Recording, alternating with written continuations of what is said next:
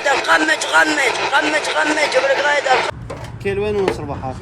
هذا ملا مازن وهذا مثنى. وهاي أول سفرة بالموسم الشتوي. حضرنا غراضنا بالصباح الباكر وانطلقنا نبحث بأرض الله الواسعة على مكان حلو جميل. شفنا هذا المكان اللطيف بس ما عجبنا، بيه حيوانات برية مثل خنازير وواوية.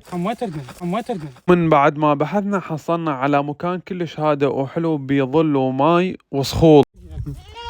لا يا ابوي صار مكان اللبشة. الشلة رتبوا المكان وعبود حضر البصل. بوي هي تمن وفوقها شمل. أعصابك عبود.